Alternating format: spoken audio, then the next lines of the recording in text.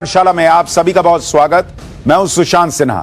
ये वो पाठशाला जहां सबकी क्लास लगती है। और सबसे पहले आपको बता दूं कि आज पाठशाला में क्या क्या है और कौन कौन सी क्लास लगेगी। पीएम मोदी ने ऐसी कौन सी मीटिंग बुलाई, राहुल गांधी को सब्जी मंडी याद आई, आज इसका चैप्टर खोलूंगा। 40 रुपए वाला लहसुन मोदी राज में 400 का, राहुल गांधी के इस दावे का सच बताने वाला चैप्टर लेकर आया हूं। ओवैसी के बाद अब राहुल गांधी दिल्ली दंगों की आरोपी इशरत जहां को टिकट देने वाले हैं क्या, आज इसका चैप्टर भी खुलेगा। साथ ही बात होगी देश के मिडिल क्लास का टैक्स वाला वो दर्द जिसका इलाज इस बजट में कर देंगे क्या पीएम मोदी। पॉपकॉर्न से लेकर पुरानी गाड़ी पर जीएसटी, टैक्स भर भर कर परेशान मिडिल क्लास के दर्द का चैप्टर 2 आज खोलूंगा।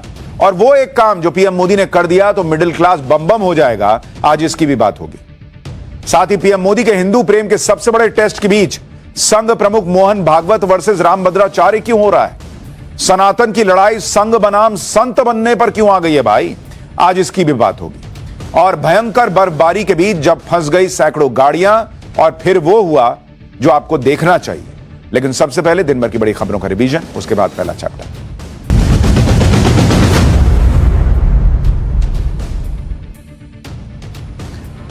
अरविंद केजरीवाल ने आज से दिल्ली वालों को एक और बड़ी सौगात दी है। केजरीवाल ने कहा है कि अब दिल्ली में हर घर 24 घंटे नल से पानी आएगा। अरविंद केजरीवाल आज राजेंद्र नगर पहुंचे थे, जहां उन्होंने खुद एक घर में नल का पानी पिया और इसके साथ ही राजेंद्र नगर में 24 घंटे पानी की सप्लाई की शुरुआत हो गई। दिल्ली में चुनाव का माहौल अब गर्माता जा रहा है। खबर है कि बीजेपी की तरफ से 28 दिसंबर को पीएम मोदी दिल्ली के रोहिणी से विधानसभा चुनाव के प्रचार की शुरुआत कर सकते हैं। इसके बाद 3 जनवरी को भी दिल्ली में पीएम की एक चुनावी रैली का प्लान है। उम्मीद जताई जा रही है कि चुनावी रैलियों में पीएम मोदी दिल्ली वालों के लिए बड़ी सौगात का ऐलान कर सकते हैं। पीएम की इन दोनों रैलियों के बाद बीजेपी उम्मीदवारों की सूची जारी कर सकती है। चंडीगढ़ नगर निगम की बैठक में जोरदार हंगामा हो गया। पार्षदों के बीच धक्का मुक्की और मारपीट की नौबत आ गई। बीजेपी और कांग्रेस के पार्षद आपस में भिड़ गए।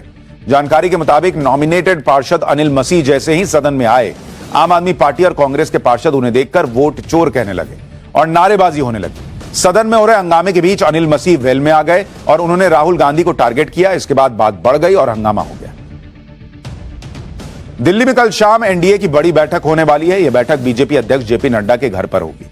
शाम 4 बजे होने वाली इस मीटिंग में चंद्रबाबू नायडू समेत तमाम एनडीए के बड़े नेता मौजूद रहेंगे।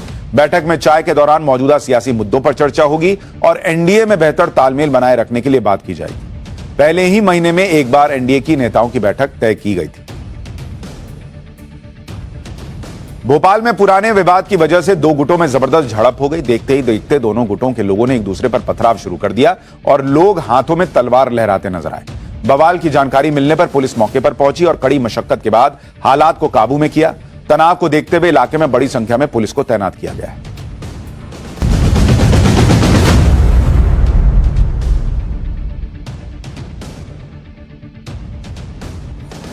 तो ये हो गया दिन भर का रिवीजन। अब पाठशाला की पहली क्लास।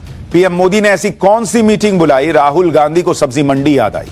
40 रुपए वाला लहसुन मोदी राज में 400 का, राहुल के दावे का सच बताने वाला चैप्टर। और ओवैसी के बाद अब राहुल गांधी दिल्ली दंगों की आरोपी इशरत जहां को टिकट देने वाले हैं क्या, सबसे पहले इसका चैप्टर।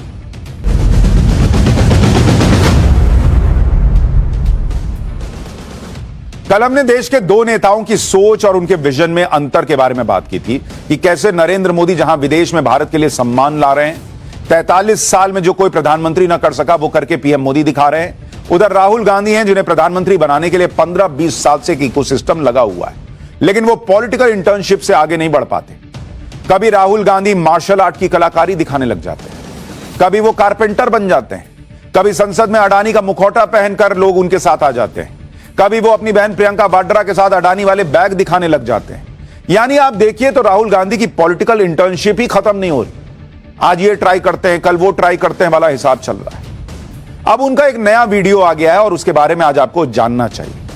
लेकिन जिस तरह से राहुल गांधी की अप्रोच है, जिस तरीके की अप्रोच प्रधानमंत्री नरेंद्र मोदी की दिखती है, उससे क्लियर हो जाता है कि किसकी पॉलिटिक्स देश को कहां लेकर जाएगी। क्योंकि एक तरफ देश के प्रधानमंत्री हैं जो विदेश में भारत का डंका बजा रहे हैं, दूसरी तरफ देश के नेता विपक्ष हैं जो संसद में इतना बवाल करने के बाद आराम से छोले भटूरे खा रहे थे। आज राहुल गांधी का नया वीडियो आ गया।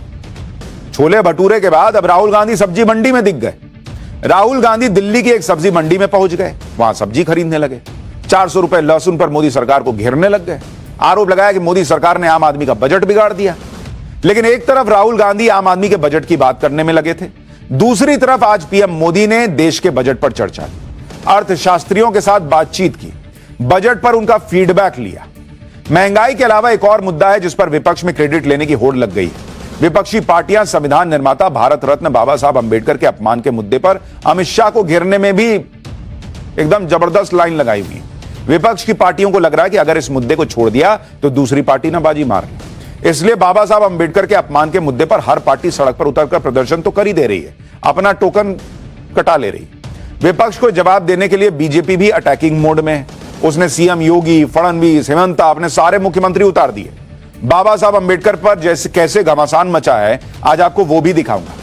लेकिन पहले बात राहुल गांधी की 400 रुपए वाले लहसुन की खरीदारी की, फिर पीएम की मीटिंग पर भी आऊंगा। राहुल गांधी दिल्ली की एक सब्जी मंडी में गए। वहां पहले से ही कुछ महिलाएं राहुल गांधी के स्वागत में खड़ी थी कि राहुल गांधी आए तो सब्जियों की खरीदारी शुरू की जाए। सब्जियां खरीदते खरीदते बात लहसुन खरीदने पर आ गई। राहुल गांधी ने लहसुन का रेट पूछ लिया तो उन्हें बताया गया कि लहसुन तो 400 रुपए किलो बिक रहा है। एक बार राहुल गांधी का सब्जी खरीदते हुए वीडियो देखिए, फिर बताऊंगा कि 400 रुपए के लहसुन का खिला है क्या। तो आज क्या खरीद रहे हो? थोड़ा सा टमाटर ले लो, प्याज और कुछ तो चल जाए बस लीजिए। भैया कितना महंगा क्यों है इस बार? बिल्कुल ही कम नहीं हो रहा, 30-35 तो हो ही नहीं रहा इस बार। 40-50 बहुत महंगाई रही है साल, कभी इससे पहले कभी नहीं गई साल, बहुत महंगाई रही है। ये आएंगे तभी तो सस्ते होंगे। लहसन तो नहीं दे सकते सर जी हम। कितना लहसुन तो सुन हो गया है। सोना सस्ता होगा पर लहसुन महंगा। लहसन कितने का है? 400-500 कितने का है लहसन? 400 रुपए किलो चल रहा है। कुछ कम नहीं करेंगे लहसुन? कुछ तो कम कीजिए, कम से कम एक पाव तो ले लूं घर चलाने के लिए। कितना देना है? एक पाव 90 रुपए देना आप। कुछ तो कम करो महंगाई के हिसाब से। चलो 10 रुपए। चलो ठीक है, एक पाव कर दीजिए। पूरे साल कोई भी चीज सस्ती नहीं हुई। आलू प्याज जो बेसिक चीज है हम जैसे मिडिल क्लास लोगों के लिए, उनमें से ऐसी कोई चीज नहीं जो सस्ती हुई हो। और पुराने प्याज वो अभी पिछले हफ्ते 80 रुपए किलो खरीदे हमने। जहाँ किलो में लहसुन खरीद रहे हैं वहाँ एक पाव में आप काम चलाना पड़ रहा है, इतनी महंगाई है। राहुल गांधी का ये वीडियो भी कमाल है। महिलाएं उन्हें बता रही हैं कि इस साल तो बहुत महंगाई है। इस बीच एक सब्जी वाला कहता है कि राहुल गांधी सत्ता में आएंगे तभी तो सस्ती सब्जी मिलेगी। अब सब्जी वाले ने भी राहुल गांधी की दुखती रग पे हाथ रख दिया। शायद सब्जी वाले भैया भी राहुल गांधी से कहना चाह रहे होंगे कि राहुल जी सब्जी मंडी तो आप आ गए, सत्ता में कब आएंगे। सब्जी मंडी में कुछ देर रुककर राहुल गांधी ने अलग अलग सब्जियों के रेट जाने और महंगाई पर मोदी सरकार को जो है ज्ञान दिया। वैसे तो राहुल गांधी ने मटर, शलगम, तोरी के भी रेट पूछे, लेकिन उनकी सुई लहसुन पर ही आकर अटक गई। इस वीडियो को सोशल मीडिया पर पोस्ट करने के साथ ही राहुल गांधी ने लिखा भी कि लहसुन कभी 40 था, आज 400 है। बढ़ती महंगाई ने बिगाड़ा आम आदमी की रसोई का बजट, कुंभकर्ण की नींद सो रही सरकार। राहुल गांधी की बातों से ऐसा लग रहा है कि जैसे मोदी के आने से पहले लहसुन 40 रुपए में बिक रहा था और मोदी आ गए तो लहसुन 400 रुपए में बिकने लग गया। लहसुन ने कहा कि मोदी जी आ गए, अब मुझे 400 में बेचो। राहुल गांधी को सुन के ऐसा ही लग रहा है। लेकिन इस दावे का सच क्या है, ये सच सुनकर आपको समझ में आएगा कि कैसे राहुल गांधी को नेता बनाने के लिए नरेंद्र मोदी के खिलाफ फेक नैरेटिव बनाया जा रहा है। क्यों हम कह रहे हैं कि राहुल गांधी अभी भी पॉलिटिकल इंटर्नशिप में फंसे हैं। जिस 400 रुपए किलो लहसुन की बात आज राहुल गांधी वीडियो बनाकर कर रहे हैं, उस 400 रुपए किलो लहसुन का पूरा सच क्या है। भाई लहसुन की खेती सबसे ज्यादा मध्य प्रदेश में होती है। देश में अकेले 62-63% लहसुन जो है वो एमपी के किसान जो है वो उसकी खेती करते हैं। साल 2022 में मध्य प्रदेश में लहसुन का रेट इतना कम था कि किसानों को उचित दाम मिलना मुश्किल था। किसान लहसुन से भरी ट्रॉली सड़क पर फेंक रहे थे। मंडी में लहसुन 10 रुपए किलो भी नहीं बिक रहा था। तो जो राहुल गांधी कह रहे हैं कि मोदी राज में 400 हो गया, कभी 40 बिकता था, अरे यही मोदी राज में 10 रुपए का लहसुन भी बिक रहा था बॉस। आपको पता ही नहीं है, आप निकले ही नहीं घर से। लेकिन अगस्त 2023 से लहसुन के दाम ऐसे बढ़े कि अब कीमत 400 रुपए तक पहुंच गई। यानी लहसुन पिछले कुछ एकाध साल में महंगा हुआ है और लहसुन की कीमत बढ़ने की कई वजहें भी हैं। पहली वजह तो लहसुन का एक्सपोर्ट बढ़ना है। ज्यादा फायदे के लिए व्यापारी लहसुन का एक्सपोर्ट ज्यादा कर रहे हैं, जिससे घरेलू मार्केट में लहसुन की सप्लाई कम हो रही है। लेकिन दूसरी और सबसे बड़ी वजह है मौसम की मार। इस साल मार्च में बिगड़े मौसम की वजह से लहसुन की फसल को नुकसान हुआ और देश भर में लहसुन की सप्लाई कम हो गई, रेट बढ़े। लहसुन की फसल सितंबर और अक्टूबर में प्लांट की जाती है, जनवरी से मार्च के बीच पैदावार होती है। लेकिन भीषण गर्मी की वजह से यूपी और गुजरात से आने वाली लहसुन की फसल को भी नुकसान हो गया, जिस वजह से पूरे देश में लहसुन की डिमांड राजस्थान और एमपी पर टिक गई। इससे सप्लाई कम हो गई और दाम आसमान में चले गए। यानी यह सीधे सीधे डिमांड सप्लाई का खेल है। कई बार कुछ फसलों को लेकर ऐसा होता है कि मौसम की वजह से या किसी दूसरी वजह से चीजें महंगी हो जाती है, लेकिन इसका मतलब यह नहीं कि मोदी के आने के पहले ये चीजें जो है वो 40 रुपए 10 रुपए या हो सकता है फ्री में मिल रही हो, राहुल गांधी को लगता हो, और नरेंद्र मोदी आए तो महंगी हो गई। सच यह है कि महंगाई को जितना कंट्रोल में नरेंद्र मोदी ने रखा हुआ है उतना दुनिया में कोई नहीं कर पाया है बॉस। बड़े बड़े अर्थशास्त्री जो कांग्रेस के जमाने में सारी नीतियां बनाते थे, उनके रहते महंगाई आउट ऑफ कंट्रोल हो गई थी। नरेंद्र मोदी जिन्हें कहा जाता था कि इनको अर्थशास्त्र की क्या ही समझ है, उन्होंने महंगाई से जनता के ऐसे रक्षा कवच बनकर कोविड युद्ध के दौर में भारत की रक्षा की कि जहां दुनिया महंगाई से बाप बाप कर रही है, वही भारत में उसके मुकाबले महंगाई उतनी नहीं बढ़ पाई। कोई ये नहीं कह रहा कि महंगाई है ही नहीं, लेकिन बॉस आप कंपैरिजन कीजिए ना कि इसी युद्ध में, इसी कोविड के बाद ब्रिटेन, अमेरिका, यूरोपीय देश, उनकी हालत क्या है, वो बाप बाप कर रहे हैं भाई। जो नेता महंगाई को लेकर पीएम मोदी के खिलाफ राजनीति कर रहे हैं, उन्हें अपना दौर भी नहीं भूलना चाहिए जब महंगाई पर कोई लगाम ही नहीं होती थी। अगर महंगाई पर इनका रिपोर्ट कार्ड निकाल कर रख दिया जाए तो ये सारा वीडियो बनाना भूल जाएंगे। आपको यह भी बताता हूं कि महंगाई के मोर्चे पर पीएम मोदी और कांग्रेस के दौर का रिपोर्ट कार्ड क्या कहता है, आप खुद देखिए। भाई जो चीज है सो है, आप उसको नकार थोड़ी सकते हैं कि भाई महंगाई कंट्रोल में है। औसत महंगाई दर अगर आप देखेंगे, औसत महंगाई रिटेल के दाम पर, ये आपको रिटेल का बता रहा हूं, ये नरेंद्र मोदी सरकार में कितनी रही है? मोदी सरकार में ये 5.3% रही है, एवरेज 5.3%, ये आपको एवरेज बता रहा हूं मोटे तौर पर। मनमोहन सरकार में एवरेज कितनी रहती थी बिना कोविड के, बिना युद्ध के कितनी रहती थी महंगाई बॉस? एवरेज महंगाई बता रहा हूं 8.3%। ये इनकी एवरेज थी, डबल डिजिट में रहती थी महंगाई। जिस दौर में सबसे ज्यादा महंगाई थी वो दौर यूपीए का था, जिसमें देश की अर्थव्यवस्था का क्या हाल था किसी से छुपा नहीं है। उसी से पब्लिक इतनी त्रस्त थी कि कांग्रेस को देश चलाने लायक नहीं समझा और 10 साल से सत्ता से आउट कर रखा है। अब तो कांग्रेस को सत्ता से बाहर हुए 2029 तक 15 साल हो जाएंगे।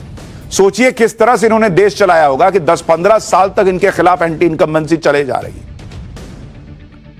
आप यह भी देखिए कि कोरोना के बाद से पूरी दुनिया महंगाई और मंदी से जूझ रही है।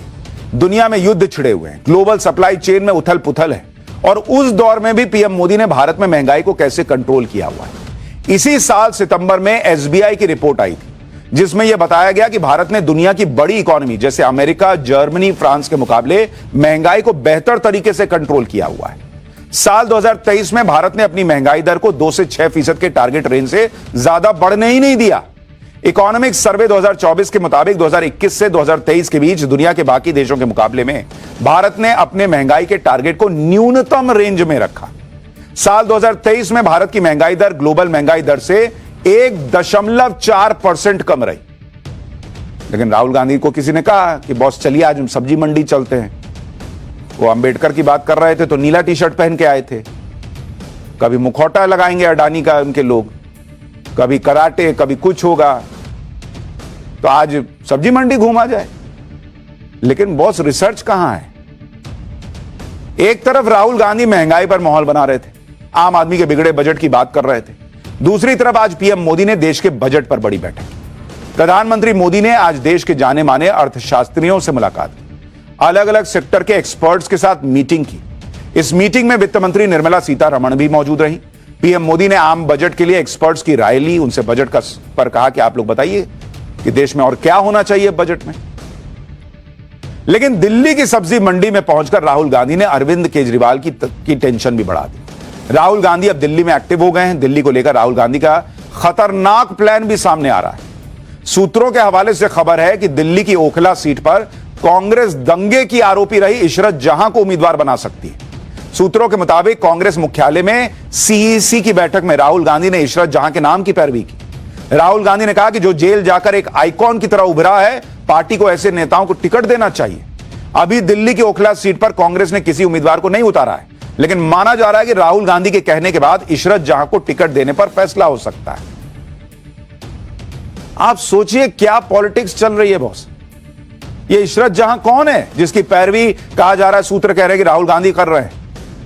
इशरत जहां साल 2020 में आपको याद होगा दिल्ली दंगे हुए थे, उसकी आरोपी है। इशरत जहां कांग्रेस की पूर्व पार्षद भी रही है, वो एक वकील भी है। दंगों के आरोप में इशरत जहां 2 साल जेल काट चुकी है। 14 मार्च 2022 को इशरत जहां को जमानत मिली थी। इसी साल दिल्ली की कोर्ट ने इशरत जहां समेत 12 लोगों के खिलाफ हत्या का प्रयास, दंगे का आरोप तय किया है। तब कोर्ट ने कहा कि पहली नजर में इस बात का आधार दिख रहा है कि आरोपियों ने गुनाह किया है। कोर्ट ने यह बातें उन चश्मदीदों के बयान के आधार पर कहीं जिसमें बताया गया था कि दंगों के दौरान इशरत जहां ने भीड़ को उकसाया था और पुलिस के साथ झड़प भी की थी। सोचिए, ऐसे ऐसे लोग कैंडिडेट बनाने की बातें चल रही हैं। वो असदुद्दीन ओवैसी ने तो कर ही दिया। अगर राहुल गांधी के कहने पर कांग्रेस इशरत जहां को टिकट देती है तो यह दिल्ली में बड़ा मुद्दा हो जाएगा। ऐसा ही दाव दिल्ली के चुनाव में असदुद्दीन ओवैसी चल चुके हैं। ओवैसी ने भी दिल्ली की मुस्तफाबाद सीट से ताहिर हुसैन को कैंडिडेट बनाने का ऐलान किया है, जबकि ताहिर हुसैन दिल्ली दंगों का वो आरोपी है जो आज तक जेल में बंद है। जिसे दंगों का मास्टरमाइंड तक कहा गया, जमानत तक नहीं मिली, वो आदमी बन गया कैंडिडेट असदुद्दीन ओवैसी का। और अब कहा जा रहा है कि कांग्रेस हो सकता है कि इशरत जहां को टिकट दे।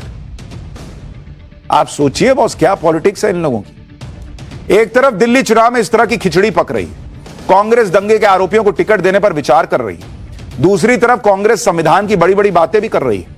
अंबेडकर सम्मान सप्ताह मना रही है। बाबा साहब अंबेडकर पर राज्यसभा में अमित शाह ने जो बयान दिया था, उसके विरोध में कांग्रेस पार्टी के कार्यकर्ताओं ने आज दिन भर सड़क पर प्रदर्शन भी खूब किया, माहौल बनाया। जबकि इस मामले में अमित शाह सफाई दे चुके हैं, उनका पूरा बयान सामने आ चुका है। लेकिन कांग्रेस को लग रहा है कि नहीं बॉस, दलित वोट के लिए पकड़े रहो इसको। गृह मंत्री का इस्तीफा मांग रहे हैं वो। जयराम रमेश क्या कह रहे हैं एक बार सुनिए, फिर बताता हूं कि आज योगी आदित्यनाथ ने कैसे राहुल गांधी को जवाब दिया। एक ही इसका हल है इस स्थिति का जो हम मांग कर रहे हैं। हमारे अध्यक्ष जी ने मांग की थी राज्यसभा के अंदर,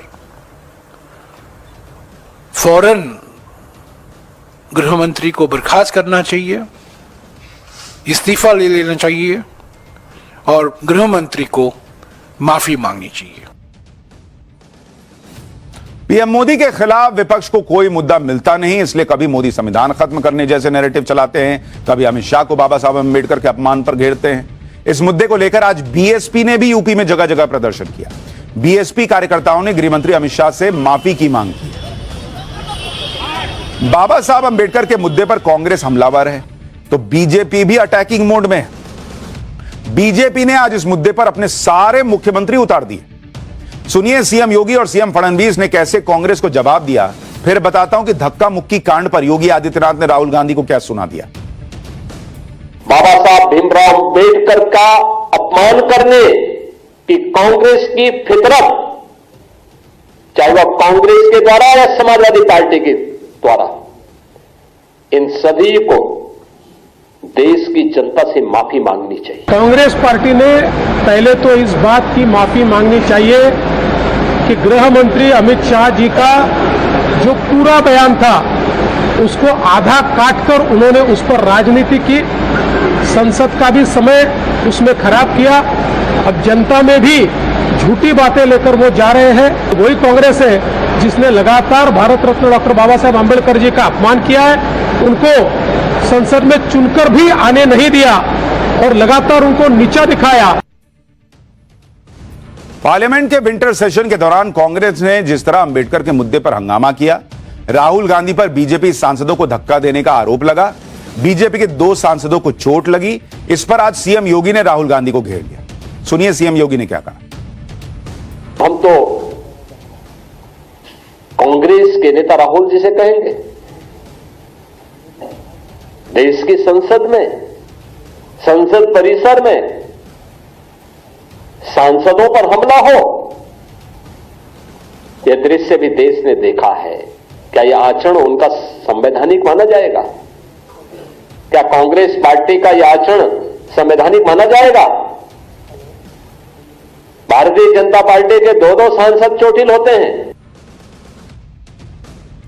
यानी बीजेपी भी लगातार अग्रेसिव है और राहुल गांधी को उनके ही मुद्दों में फंसा दे रही है। पाठशाला में अगली क्लास, देश के मिडिल क्लास का टैक्स वाला वो दर्द जिसका इलाज इस बजट में पीएम मोदी कर देंगे क्या? पॉपकॉर्न से लेकर पुरानी गाड़ी पर जीएसटी टैक्स भर भर कर परेशान मिडिल क्लास के दर्द का चैप्टर 2, वो एक काम जो पीएम मोदी ने कर दिया तो मिडिल क्लास बम बम हो जाएगा। अब इसका चैप्टर।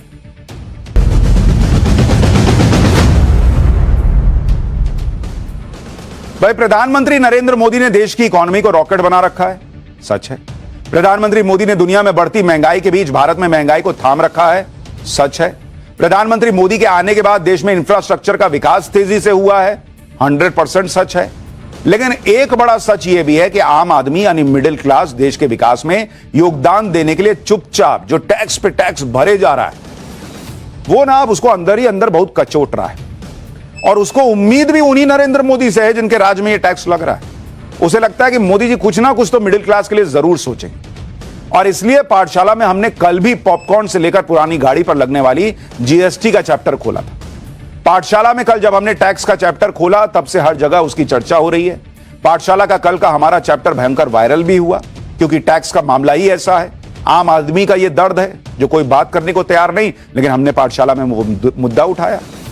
हमने सवाल उठाया था कि क्या मिडिल क्लास का काम इस देश में सिर्फ टैक्स भरने का रह गया है क्या? क्योंकि टैक्स का गजब ही हाल हो रखा है। पॉपकॉर्न हो, पुरानी गाड़ी हो, हर जगह पर ऐसी ऐसी जीएसटी लगे जा रही है कि पब्लिक का दिमाग घूम गया है। सोशल मीडिया पर तरह तरह के मीम्स चल रहे हैं, लोग मजाक भी बना रहे हैं। कई लोग तो कहते हैं कि सरकार एक काम करे, हमारी पूरी सैलरी रख ले, उसमें से जो है कुछ पैसा हमको वो दे दे कि हम अपना घर चला लें। जब इतना टैक्स दे ही रहे हैं तो पॉकेट मनी टाइप कुछ दे दे। इस तरह से बहुत सारी चीजें सोशल मीडिया पे चल रही हैं। आज हम टैक्स के इस जंजाल का पार्ट 2 वाला चैप्टर खोलने जा रहे हैं जो मिडिल क्लास का सबसे बड़ा दर्द है। आज केंद्र और राज्य सरकारों को देखना चाहिए कि कैसे मिडिल क्लास एक चीज पर कई बार टैक्स भर भर के पगला चुका है, क्योंकि राज्य सरकारें भी ले रही है भाई। और ये जो जीएसटी काउंसिल होती है इसमें सारे पार्टियां जिनकी सरकार है राज्यों में, उनके फाइनेंस मिनिस्टर होते हैं बॉस, सब मिलकर निर्णय लेते हैं। तो वहां कोसने के लिए कि ये हो गया वो हो गया सब हैं, लेकिन इसमें सब मिलकर फैसला लेते हैं। लेकिन ये सारी बातें आपको बताऊं उससे पहले कंफ्यूजन दूर करना जरूरी है, जो कंफ्यूजन यूज्ड कारों को बेचने पर चल रहा है। हमने कल आपको बताया था कि पुरानी गाड़ियां बेचने पर लगने वाला टैक्स 12% से बढ़ाकर 18% हो गया है। वित्त मंत्री निर्मला सीतारमण ने भी यही कहा था कि जिस दाम में कार खरीदी गई और जिस दाम में बेची जा रही है उसके अंतर पर 18% टैक्स लगेगा। लेकिन वित्त मंत्री ने पुरानी गाड़ी बेचने पर लगने वाले टैक्स पर जो भी कहा था उसमें कुछ कंफ्यूजन था। सरकार से जुड़े हमारे सूत्रों ने उस कंफ्यूजन के बारे में जानकारी दी है, वो आपको आगे बताऊंगा। लेकिन पहले एक बार सुनिए वित्त मंत्री निर्मला सीतारमण ने क्या कहा था जिसके बाद सारा कंफ्यूजन खड़ा हुआ। It is on that margin, the margin value between purchased price and resale price. 12 lakh में खरीदा, 9 लाख में बेच रहे हैं सेकेंड हैंड यूज्ड व्हीकल के नाम पर। On the margin is only this 18% is being put, as would be for any used car. जो वित्त मंत्री ने कहा वही हमने आपको कल बताया भी था। जीएसटी काउंसिल की बैठक में जो भी फैसले लिए गए थे उसके बारे में पीआईबी की प्रेस रिलीज में भी जानकारी दी गई थी। पीआईबी की प्रेस रिलीज भी हमने चेक की थी तो उसमें भी वही बात लिखी थी जो वित्त मंत्री निर्मला सीतारमण ने कही थी, यानी जिस दाम में कार खरीदी गई और जिस दाम में बेची गई उसमें जो मार्जिन है उस पर 18% टैक्स लगेगा। सोशल मीडिया पर भी लोग यही बात कह रहे हैं कि पुरानी गाड़ियों को बेचने पर अगर इतना टैक्स लगेगा तो बेचने वाले को क्या फायदा होगा। पुरानी गाड़ी की वैल्यू डिप्रिशिएट ही होती है, यानी उसकी कीमत बढ़ती तो है नहीं, कमी हो जाती है। ऐसे में उस पर 18% टैक्स लोगों को हजम नहीं हो रहा। इस पर आज हमने विस्तार से चर्चा की और जानकार लोगों से भी बात की। सरकार के सूत्रों ने भी बताया कि वित्त मंत्री पूरी बात बता नहीं पाए, या वो सही से समझा नहीं पाई, या वो एक तरह से गलत बात कह गई। जो भी कही गलती से हो गया होगा, मुंह से निकल गया होगा। लेकिन पुरानी गाड़ी बेचने पर जो 18% टैक्स लगेगा वो कैसे लगेगा और किस पर लगेगा, उस पर कंफ्यूजन वित्त मंत्री के बयान से बढ़ा, जिसे अब हम दूर कर देते हैं।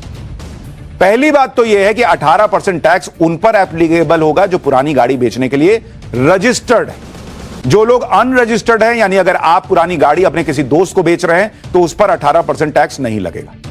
दूसरी बात यह है कि अगर आप किसी रजिस्टर्ड वेंडर को अपनी पुरानी गाड़ी बेचते हैं तो भी आपको टैक्स नहीं देना होगा।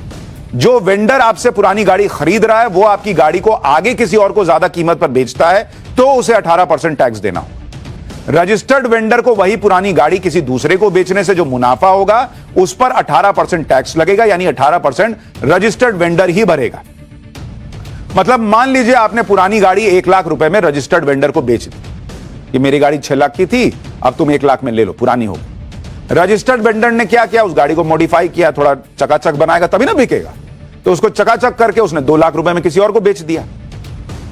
रजिस्टर्ड वेंडर का मुनाफा कितना हुआ, 1 लाख रुपए में आपसे खरीदा, 1 लाख रुपया उसमें और उसने मुनाफा कमाया, 2 लाख में बेचा। तो अब उस मुनाफे वाले 1 लाख पर 18% टैक्स यानी 18,000 रुपए वेंडर को भरना होगा। वेंडर कौन, जैसे ये कास्ट24 वगैरह दूसरे एप्स जो हैं उनसे आप बेचते हैं ना, वही वाला। अब यहां पर यह भी समझने वाली बात है कि वेंडर ने 1 लाख का जो मुनाफा कमाया वो पूरा मुनाफा नहीं है। वेंडर ने पुरानी गाड़ी को मॉडिफाई करने में भी कुछ पैसा लगाया होगा और फिर उसे 18% टैक्स भी देना पड़ रहा है, जिसे देने के बाद रजिस्टर्ड वेंडर का मुनाफा कम हो जाएगा।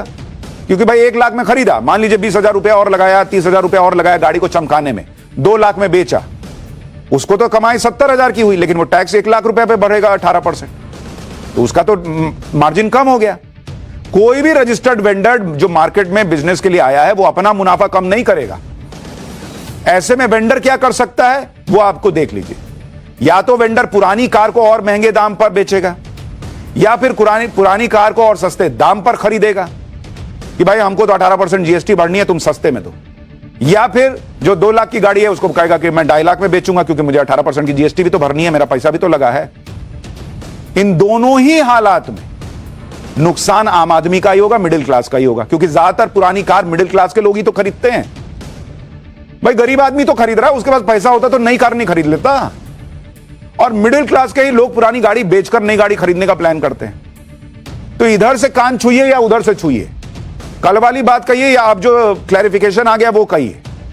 पॉइंट वही था कि मिडिल क्लास को इस टैक्स से नुकसान होगा, और वही होगा, या तो बेचने वाले का होगा या खरीदने वाले का होगा। वेंडर अपने ऊपर लोड नहीं लेगा बॉस। पाठशाला में हम टैक्स के बोझ के बारे में बता रहे हैं तो उसका असर भी दिख रहा है। बीजेपी के नेता तक टैक्स की मार से परेशान जनता के दर्द की बात कर रहे हैं। बीजेपी के प्रवक्ता अजय आलोक ने सोशल मीडिया पर टैक्स को लेकर अपनी बात रखी। अजय आलोक ने भी लिखा कि माननीय निर्मला सीतारमण जी से मध्यम वर्गीय आय वालों के लिए अनुरोध है, हम पूरा टैक्स समय पर देते हैं, देते क्या है, सैलरी से काट ही लिया जाता है, हमें किसी सरकारी योजना का कभी लाभ नहीं मिलता। स्वास्थ्य बीमा पर भी 18% जीएसटी हमारे लिए और बाकी सबके लिए आयुष्मान भारत योजना है। हम देश को आगे बढ़ाने वाले लोग हैं, सरकार पर निर्भर नहीं है, फैसले पर तुरंत विचार कीजिए। विपक्ष ने भी टैक्स को मुद्दा बनाना शुरू कर दिया है। पुरानी गाड़ियों और पॉपकॉर्न पर जीएसटी के मुद्दे पर राजनीति तेज हो गई है। आम आदमी पार्टी के अरविंद केजरीवाल ने कहा कि गाड़ी खरीदना एक साधारण मध्यम वर्गीय परिवार के लिए बड़ी बात होती है, लेकिन केंद्र सरकार पुरानी गाड़ियों पर भी टैक्स बढ़ाकर उनके सपने तोड़ रही है। केंद्र की बीजेपी सरकार सिर्फ अमीरों और उद्योगपतियों के लिए काम कर रही है, देश के आम आदमी और गरीबों को सिर्फ महंगाई, टैक्स और पीड़ा दे रही है। वहीं समाजवादी पार्टी के अध्यक्ष अखिलेश यादव ने कहा कि बीजेपी ने जीएसटी को सांप सीढ़ी का खेल बनाकर रख दिया है। कभी किसी आइटम पर अचानक जीएसटी बढ़ा देते हैं, कभी अपने चंदादही समर्थकों के मुनाफे के लिए घटा देते हैं। इससे ईमानदार व्यापारियों अधिकारियों में भी असमंजस पैदा होता है, जिसका लाभ भ्रष्टाचारी उठाते हैं। व्यापारी जब तक जीएसटी की एक बात समझते हैं तब तक सरकार नियम बदल देती है। यानी ऑपोजिशन भी बातें कर रहा है, कांग्रेस भी कह रही है, आम आदमी पार्टी भी कह रही है, लेकिन सवाल यह कि कांग्रेस और आम आदमी पार्टी किस मुंह से कह रही है। अखिलेश जी तो चलिए यूपी में सत्ता में नहीं है, लेकिन जिन राज्यों में इनकी सरकारें हैं, कांग्रेस की, आम आदमी पार्टी की, इनके फाइनेंस मिनिस्टर भी जाते हैं जीएसटी काउंसिल की मीटिंग में। वहां क्यों नहीं अड़ गए कि नहीं पुरानी गाड़ी पे टैक्स जो है वो 12% से 18% नहीं होगा। इसलिए मैंने कहा ना आपको कि मिडिल क्लास का दर्द कोई नहीं समझ रहा है, किसी एक पार्टी की बात नहीं है। पुरानी गाड़ी बेचने पर टैक्स बढ़ाने को लेकर जो हंगामा हो रहा है, वैसे ही हंगामा पॉपकॉर्न को लेकर भी हो रहा है, क्योंकि पॉपकॉर्न पर भी 3 रेट के टैक्स हैं। साधारण नमक वाला पॉपकॉर्न, मसाले वाला पॉपकॉर्न जो पैक्ड नहीं है उस पर 5% टैक्स लगेगा।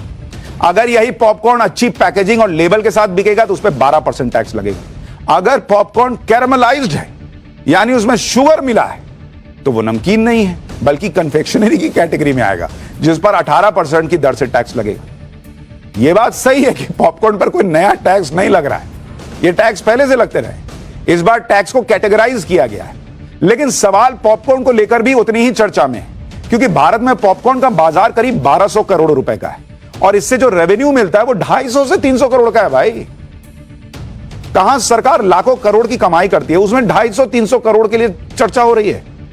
पॉपकॉर्न को लेकर मंथन चल रहा है, लोग कह रहे हैं कि क्या हो क्या रहा है। सुनिए वित्त मंत्री निर्मला सीतारमण ने क्या कहा था पॉपकॉर्न पर जीएसटी को लेकर। उसके बाद आपको बताता हूं कि आम आदमी का सबसे बड़ा दर्द जो है बार बार टैक्स, उसके बारे में बात करूंगा। पॉपकॉर्न के ऊपर टैक्स, मैं इसका पूरे पृष्ठभूमि आपके सामने रखना चाहती हूं। जब तक वो नमकीन है, सॉल्टेड है, मसाला एडेड है, चटपटा मसाला है, चिली पाउडर है, कुछ हो, वो सब 5%, am I right? 5%. But when it has added caramelized sugar, it is no longer नमकीन, इसीलिए उसका रेट अलग है। पॉपकॉर्न पर टैक्स को छोड़ भी दे तो बहुत आजकल इतने तरह के टैक्स लगते हैं, इतने लेवल पर टैक्स लगते हैं कि आम आदमी टैक्स का ट सुन के पॉपकॉर्न की तरह उछलने लगता है, क्योंकि आम आदमी के टैक्स देने का अंत ही नहीं है, ऐसा लगने लगा है। हमने आपको कल नई गाड़ी के बारे में बताया था कि कैसे एक गाड़ी खरीदने पर मल्टीपल टैक्स लगते हैं, जबकि उस सैलरी को जबकि आप गाड़ी कहां से खरीद रहे हैं भाई, आप उस सैलरी से गाड़ी खरीद रहे हैं जिस सैलरी पर आप ऑलरेडी टैक्स दे चुके हैं। टैक्स देने के बाद सैलरी बची, उससे गाड़ी खरीद रहे हैं, उसमें भी टैक्स दे रहे हैं। जीएसटी देते हैं, रोड टैक्स देते हैं, सेस देते हैं, इंश्योरेंस पे टैक्स देते हैं, पार्किंग में लगाते हैं वहां टैक्स देते हैं, पेट्रोल पर टैक्स देते हैं, टोल के लिए टैक्स देते हैं, यानी हर मोड़ पर एक टैक्स आपका इंतजार कर रहा है। लो इधर लो, पैसा लो, कहां उधर कहां ले जा रहा है। गाड़ी का उदाहरण कल हमने आपको बताया था, लेकिन इसी तरह से कई उदाहरण है जिसने मिडिल क्लास का जीना हराम कर दिया है। एक उदाहरण प्रॉपर्टी का भी है और उसके बारे में भी आज बात करनी जरूरी है, क्योंकि मिडिल क्लास का सबसे बड़ा सपना घर का होता है। आम आदमी क्या बोलता है, घर के बड़े बुजुर्ग क्या बोलते हैं, अच्छा है ठीक कमा रहे हो, अब जरा एक घर ले लो, लेकिन उस सपने पर भी कई लेयर के टैक्स लगते हैं बॉस। आमतौर पर कोई प्रॉपर्टी जैसे फ्लैट या प्लॉट खरीदने पर सरकार उस पर स्टैंप ड्यूटी या रजिस्ट्री लेती है, लेकिन जब इस प्रॉपर्टी को दोबारा बेचा या खरीदा जाता है तो उस पर फिर से अलग अलग सरकारी फीस लग जाती है। बहुत लोगों का यह दर्द भी है कि पहले ही महंगे होम लोन पर फ्लैट खरीदने का बोझ है। वो होम लोन कहां से भरना है, पहले तो टैक्स भर दीजिए, उसमें जो सैलरी बची उसमें आप होम लोन भर रहे हैं, उसके बाद सरकार को ट्रांसफर चार्ज और रजिस्ट्री चार्ज भी देना पड़ता है। भाई पहली बार प्रॉपर्टी बेचने या खरीदने पर सरकारी चार्ज देने की बात समझ में आती है, लेकिन बार बार उस पर फीस वसूलना यह बहुत भारी पड़ जाता है मिडिल क्लास को। भाई आपको प्रॉपर्टी पर लगने वाली सरकारी फीस के बारे में बताता हूं। वैसे तो राज्यों और शहरों के हिसाब से प्रॉपर्टी पर सर्कल रेट चार्जेस अलग अलग होते हैं, लेकिन मान लीजिए हम नोएडा की प्रॉपर्टी की बात कर रहे हैं। भाई नोएडा जैसे शहर में 50 लाख रुपए की कीमत वाले नए फ्लैट के लिए 7% की स्टैंप ड्यूटी लगती है, यानी 3,50,000 रुपए चुकाइए। इसके अलावा रजिस्ट्रेशन चार्ज 1%, तो इसके हिसाब से 50,000 रुपया बना, वो दीजिए।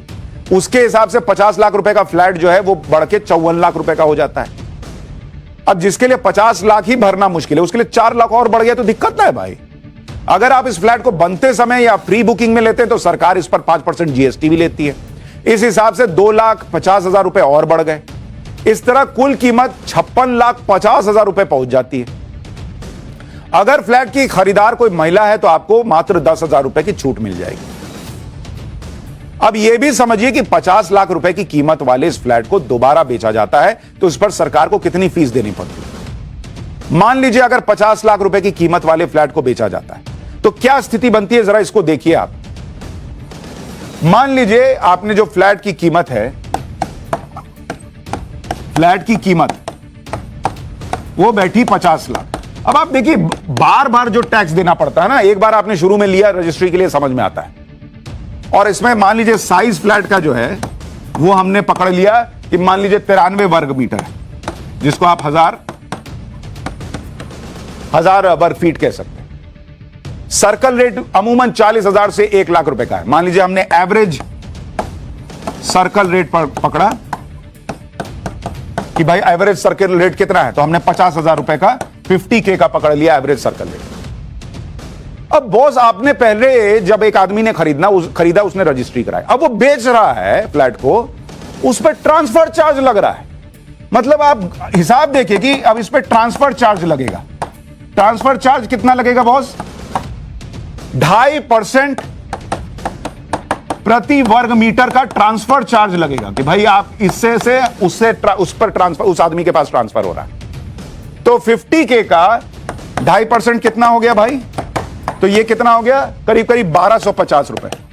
तो अब आपका ट्रांसफर रेट कितना हो जाएगा पता है? जो ट्रांसफर चार्ज आपको देना होगा ये आपका करीब करीब बैठेगा 1250 रुपया इंटू 93 वर्ग मीटर इज इक्वल टू 1,16,250 रुपए। किस बात का बॉस? ऑलरेडी रजिस्टर्ड प्रॉपर्टी है, उस पर ट्रांसफर चार्ज 1,16,250 रुपए का आप भर रहे हैं और उसके बाद आप रजिस्ट्री भरिएगा। आप रजिस्ट्री के लिए उसके बाद रजिस्ट्री चार्ज भरिएगा 6%, वो कितना? करीब 3 लाख रुपए के करीब बैठेगा। तो फिर रजिस्ट्री भी होगा तो फ्लैट की कुल कीमत 54,16,250 रुपए हो जाएगी। मिडिल क्लास क्या करेगा बॉस? ये ट्रांसफर चार्ज जैसी चीज क्या है? अगर इस फ्लैट के साथ पार्किंग स्पेस भी खरीदा जाता है तो उस पर भी फीस चुकानी पड़ती है।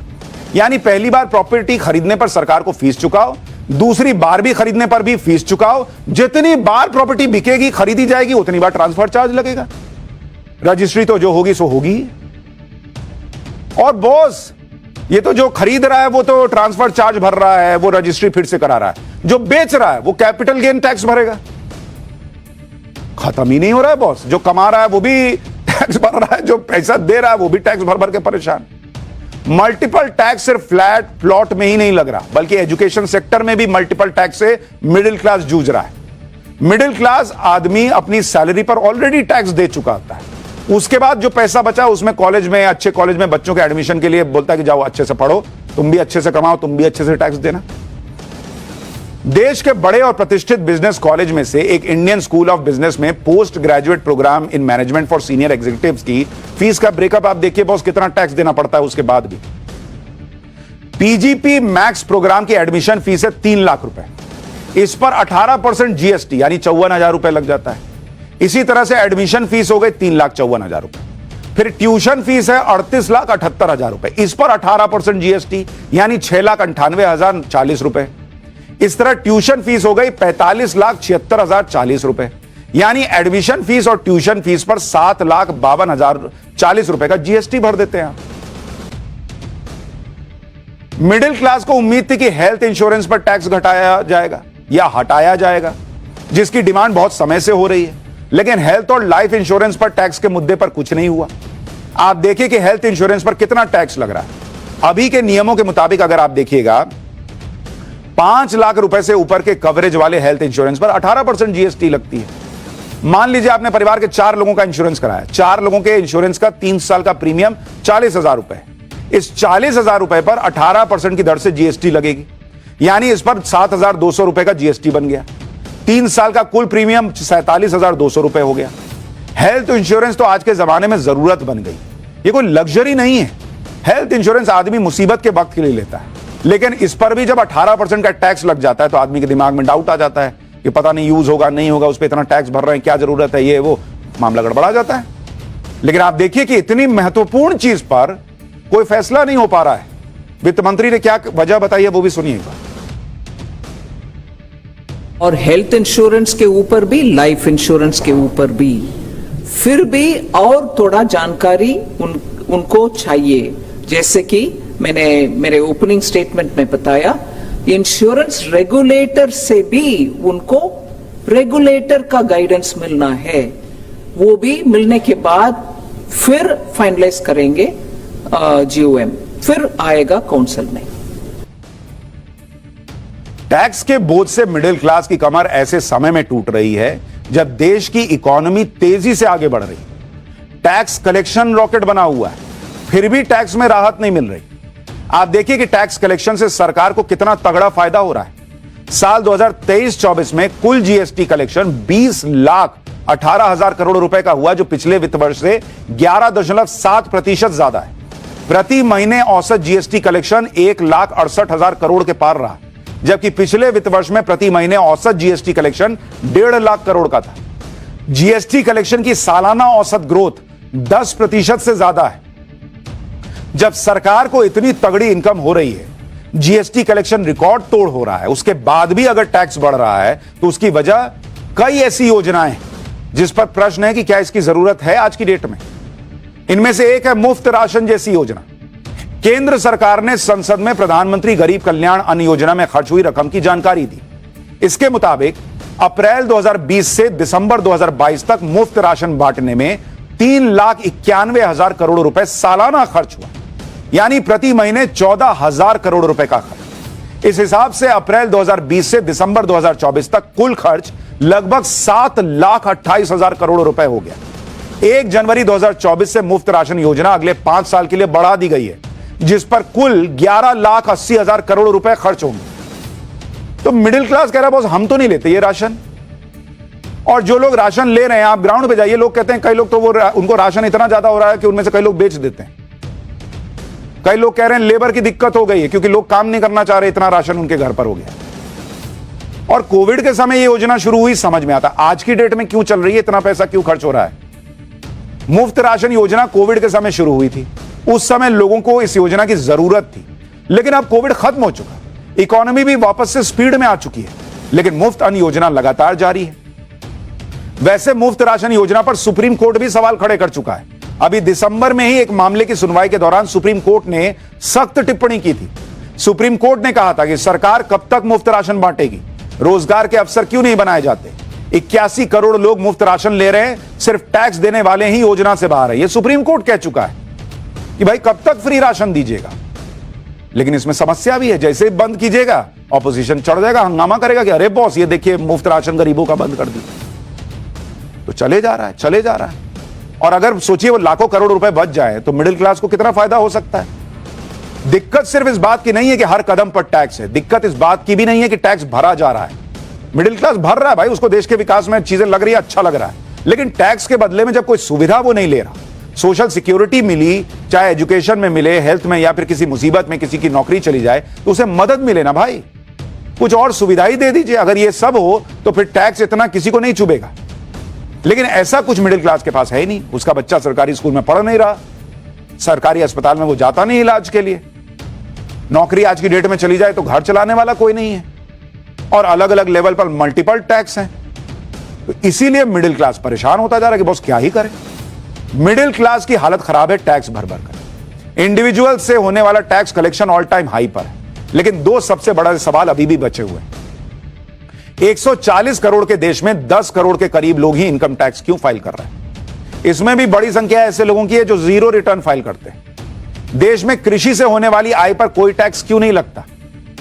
दूसरा सवाल सुनते ही पहला रिएक्शन यही होगा, बॉस ये कैसी बात कर रहे हैं, देश का किसान टैक्स भरेगा। बिल्कुल नहीं भरना चाहिए किसान को टैक्स, लेकिन उन किसानों को नहीं भरना चाहिए जिनकी आय कम है। कृषि से होने वाली आय की कोई सीमा ही तय नहीं है जिस पर टैक्स की छूट है। ये क्यों भाई, कितने ही किसान तो ऐसे हैं जो सैलरीड क्लास से ज्यादा कमा रहे हैं लेकिन टैक्स नहीं भरते। पर यह तो सिर्फ समस्या का छोटा हिस्सा है। बड़ी समस्या तो इस बात की है कि कृषि से आय के नाम पर टैक्स से छूट ले कौन रहा है, और क्या इससे देश को बड़ा नुकसान हो रहा है। क्योंकि साल 2012 में central board of direct tax यानी सीबीडीटी कह चुकी है कि बिना किसी जांच के कृषि से जुड़ी आय के नाम पर टैक्स में छूट सिस्टम में ब्लैक मनी को कृषि से आय बताकर लाने का रास्ता है।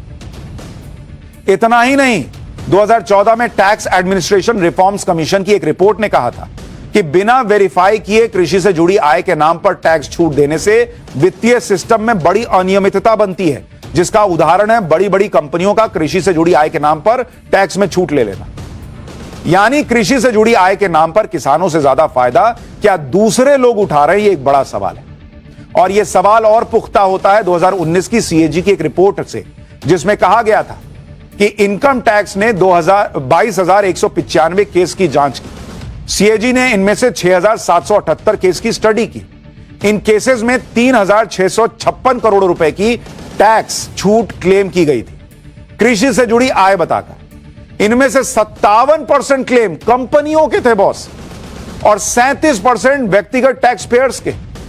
22.5% केस में बिना दस्तावेज जांचे ही टैक्स में छूट दे दी गई थी। करीब 10.5% केस में जमीन के दस्तावेज तक नहीं थे विभाग के पास। 19% केस तो ऐसे थे जहां कृषि से जुड़ी आय के सबूत ही नहीं थे और 11% केस में डेटा एंट्री की गड़बड़ियां थी और भी कई दूसरी कमियां मिली। सवाल यह है कि क्या कृषि से जुड़ी आय पर टैक्स छूट का फायदा जरूरतमंद किसानों को मिल भी रहा है? और अगर नहीं मिल रहा है तो जो बड़े बड़े किसान हैं, जो बड़ी बड़ी रकम कमा रहे हैं, उनसे क्यों ना टैक्स लिया जाए? कृषि से होने वाली आय की एक सीमा क्यों ना तय की जाए कि इससे ऊपर कमाइएगा तो टैक्स लगेगा? कई ऐसे सवाल हैं।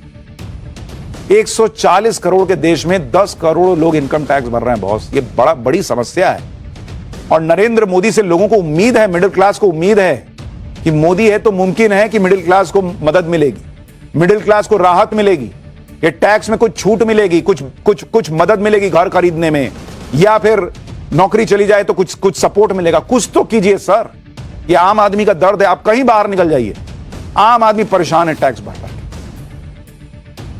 पाठशाला में बगली क्लास। पीएम मोदी के हिंदू प्रेम के सबसे बड़े टेस्ट के बीच संघ प्रमुख मोहन भागवत वर्सेस रामभद्राचार्य क्यों हो गया? सनातन की लड़ाई संघ बनाम संत बनने पर क्यों आ गई? अब इसका चैप्टर।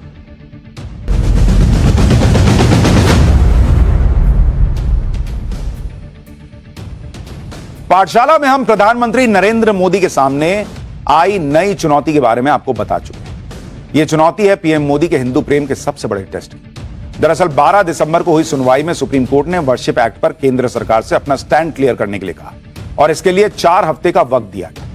यानी पीएम मोदी के हिंदू प्रेम के टेस्ट के 12 दिन गुजर चुके हैं और देश का जो हिंदू समाज वर्शिप एक्ट को बड़ी रुकावट मानता है, ऐसे में हिंदू समाज को पीएम मोदी के बड़े फैसले का बेसब्री से इंतजार होगा। लेकिन इस सब के बीच आरएसएस प्रमुख मोहन भागवत का एक बयान खूब चर्चा में आ गया, जिन्होंने देश में नए मंदिर मस्जिद विवादों और खुदाई पर चिंता जाहिर की। हालांकि संघ प्रमुख ने अपने बयान में किसी विवाद का जिक्र नहीं किया, लेकिन उनके इस बयान से संत समाज नाराज हो गया है।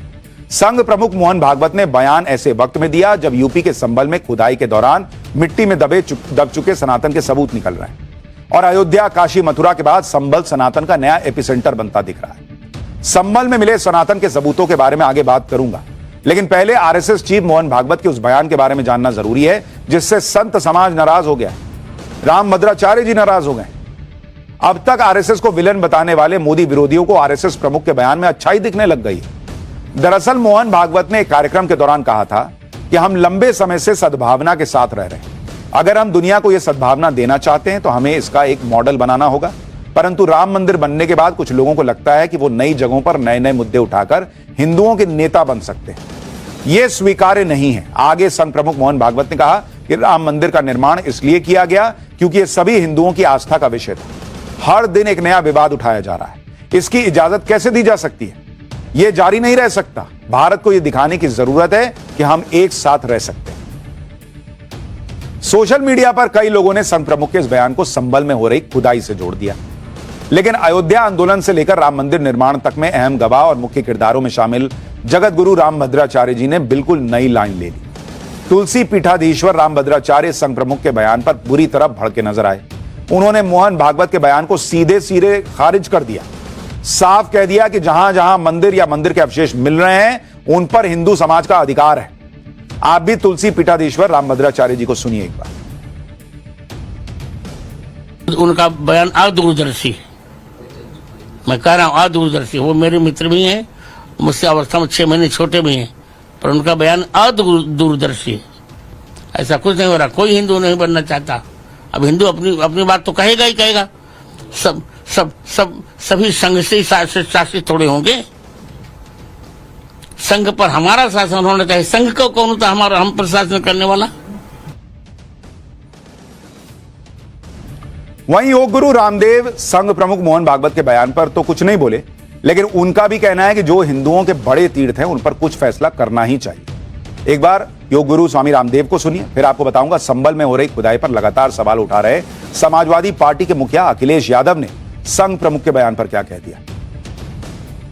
जो हमारे बड़े तीर्थ हैं, बड़े गौरव के स्थान है, उनके ऊपर तो कुछ निर्णय करना ही चाहिए, जिससे कि जिन आक्रांताओं ने सनातन का विध्वंस मचाया उन पापियों के उस पाप का थोड़ा फल तो मिलना चाहिए। बाकी देश में भाईचारा भी कायम रहना चाहिए। लेकिन भागवत जी का बयान किस तरह से देख रहे हैं, जो कह रहे हैं कि मस्जिद, हर मस्जिद में मंदिर ना खोजे और नेता बनने के लिए काम ना। संत मांग कर रहे हैं कि सभी जो विवादित जो धर्म स्थान है उनको खोजा जाए। जो संतों ने बोल दिया वो उन्होंने बोल दिया, भागवत जी ने बोला उन्होंने बोल दिया, मैंने बोलना था बोल दिया, बात पूरी हो गई। अखिलेश यादव को संघ प्रमुख मोहन भागवत के बयान के बहाने संभल में हो रही खुदाई का मुद्दा उठाने का मौका मिल गया। अखिलेश यादव ने संभल में हो रही खुदाई रोकने के लिए मोहन भागवत से सीएम योगी को फोन करने की गुहार लगा दी। आप भी सुनिए अखिलेश यादव को, फिर संभल में योगी आदित्यनाथ के ताबड़तोड़ एक्शन और उसके असर के बारे में बताता हूं।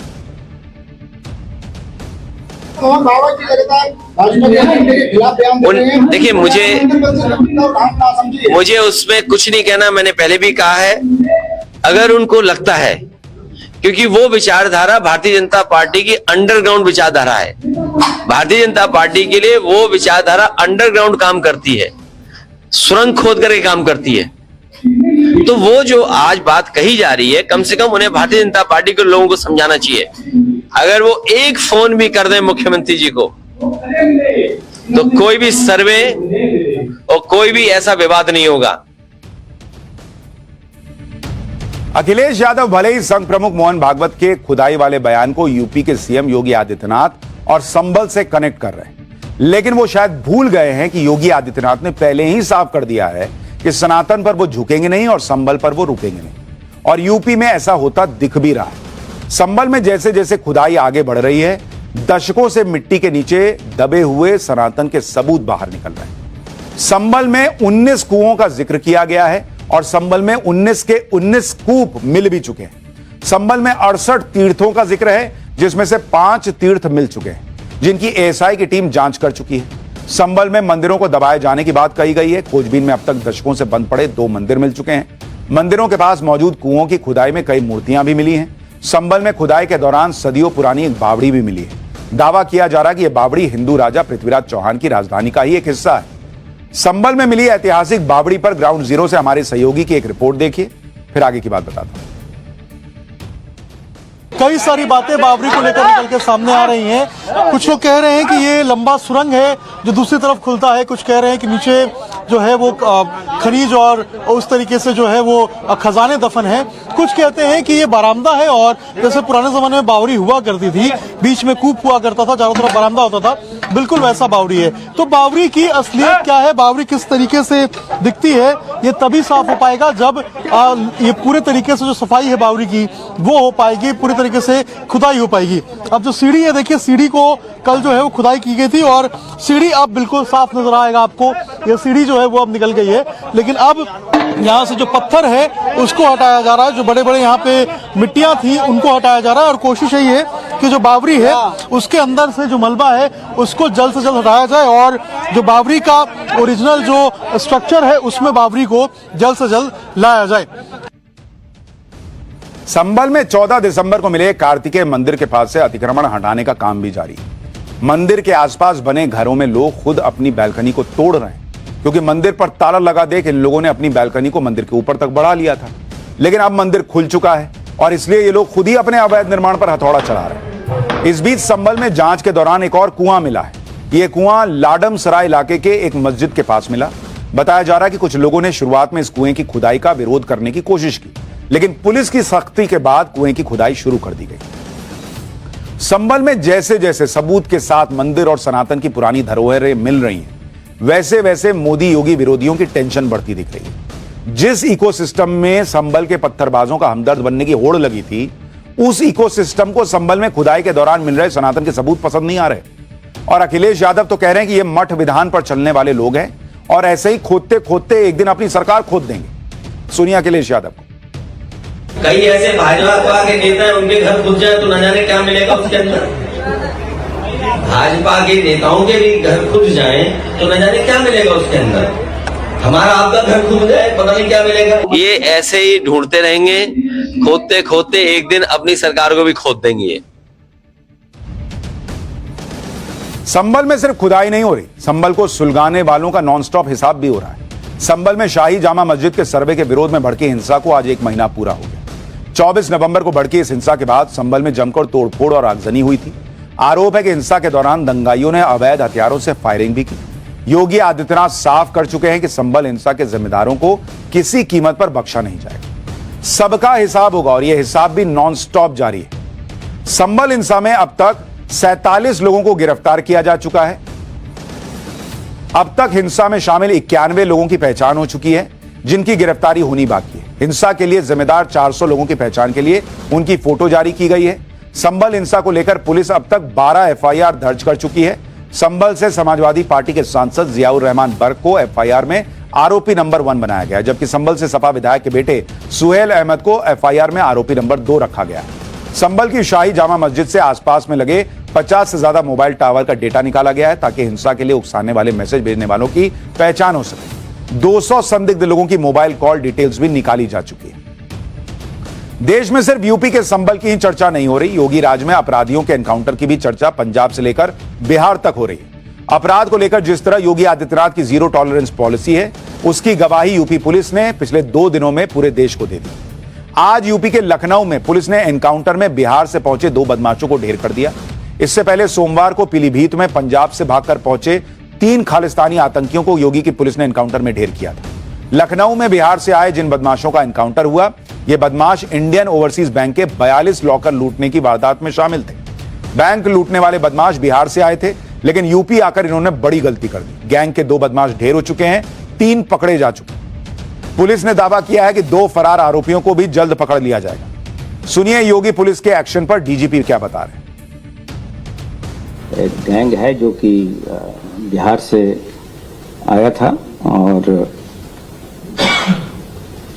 ये लोग एक गाड़ी से चल रहे थे। इन्होंने यहाँ काफी कुछ दिन रह के चीज़ों का सर्वे किया, ऐसी चीज़ें आइडेंटिफाई की, उसके बाद से घटना की, लेकिन त्वरित कार्रवाई करते हुए पुलिस ने इसमें सफलता प्राप्त की है। और फिलहाल हम एक छोटे से ब्रेक ले रुक रहे हैं। ब्रेक के बाद आपको बताऊंगा पीएम मोदी का कौन सा बड़ा फैसला जिससे कई राज्यों में उलटफेर हो गया।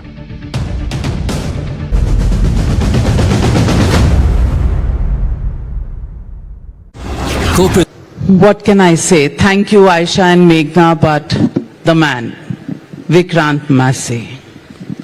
I'm normally not short for words, but seeing you sitting here with me, a little bit of goosebumps coming up, and the body of work that you've done, truly impressive.